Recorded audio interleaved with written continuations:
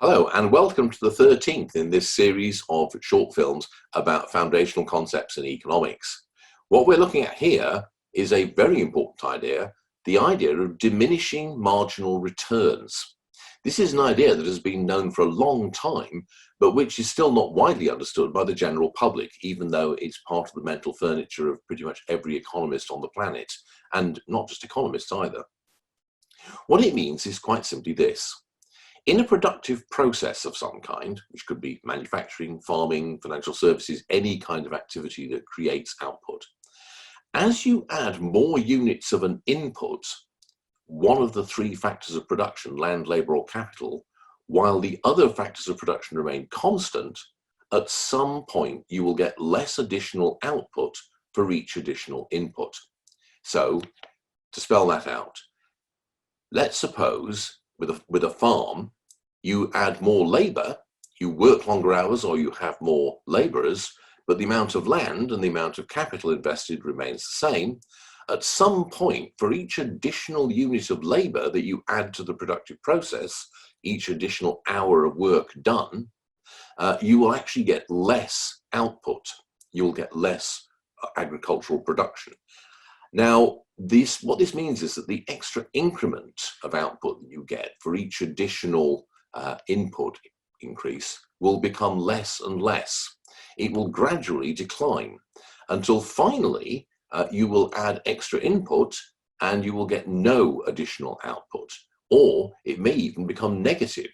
You will find that you add additional input, but you actually have less output than you did before. You'll have a negative return.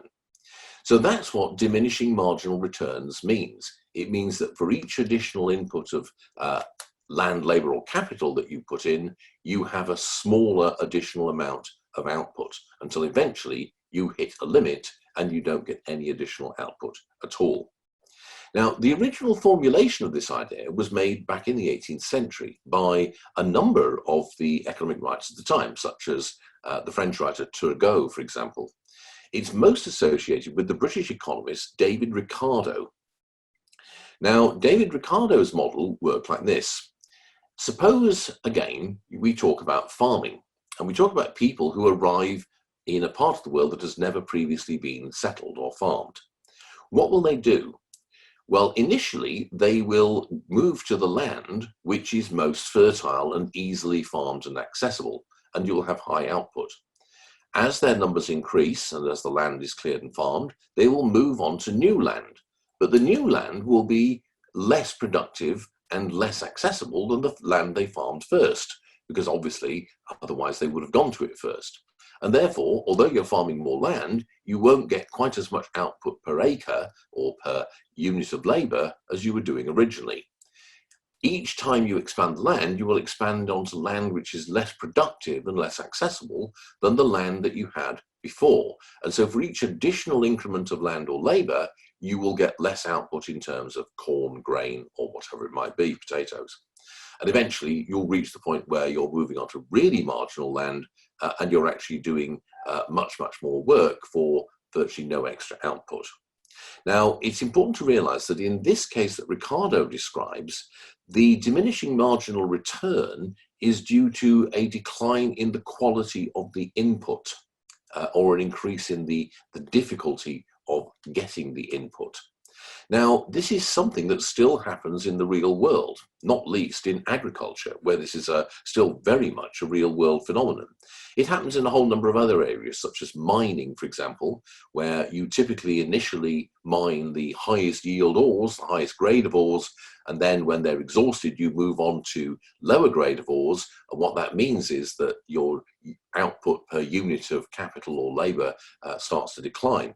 It's most noticeable in oil, where over the course of the 20th century, we moved from very easily accessible oil fields to ones that were much more difficult to work in very severe conditions, for example, and where therefore the extra output of oil per unit put in was much less. Now, when you're faced with those Ricardian diminishing returns, what you have to do in order to counter the diminishing return is to increase the input of one of the other factors of production. So suppose, as well as increasing the input of labor, what you also do is increase the input of capital or energy, which is a form of capital basically. In that case, you may be able to actually still have increased in outputs, but you still have diminishing returns because what you've done is to increase another of the factors of production as an input in order to compensate for the diminishing returns on the original factor of production you were concerned with. Now, in modern economics, we've moved beyond Ricardo's formulation. The assumption in modern economics is that there is no variation in quality, that each additional increment of input is of the same quality as all of the ones that went before. However, the argument is, even when you assume that, which Ricardo explicitly does not, you will still get a declining marginal output. You will still get less output for each additional input. Now, in this case, the diminishing marginal return is due to disorganization in the production process that's brought about by having more input.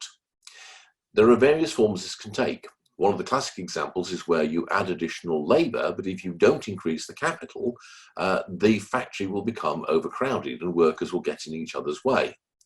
Another example would be that as you increase the output of useful product, you also increase the output of waste product. And this may get in the way of or hinder the production process, so that after a while you start to find that because you're producing more waste as well as more output, you're actually producing less output for additional input.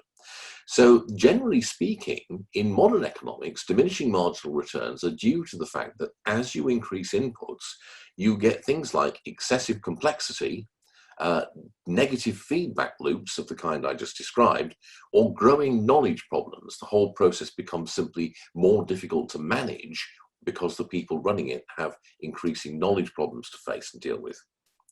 Now, a key point in either the classical or the modern versions of diminishing marginal returns is that as marginal productivity declines, marginal costs increase.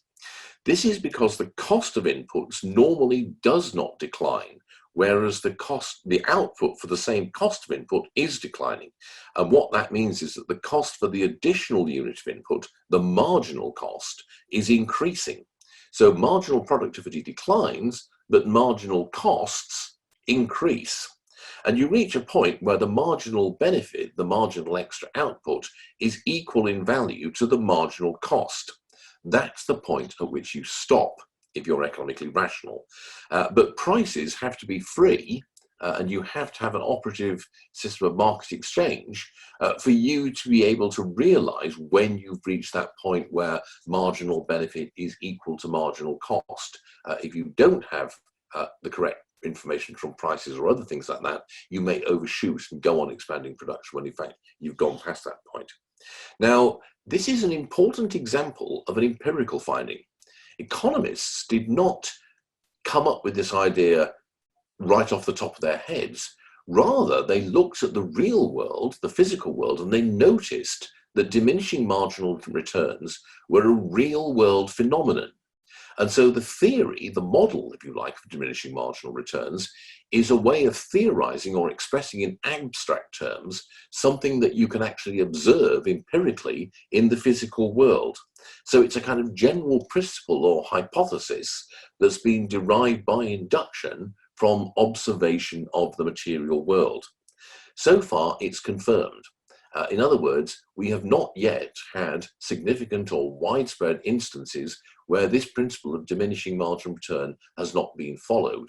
And so, following the principles of inductive reasoning, it is one of the most certain things that we can say about the world, that this principle applies.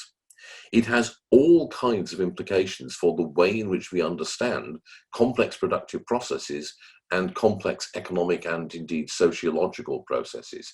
So this kind of insight that those people came up with back in the 18th century is one of the most important that you can make.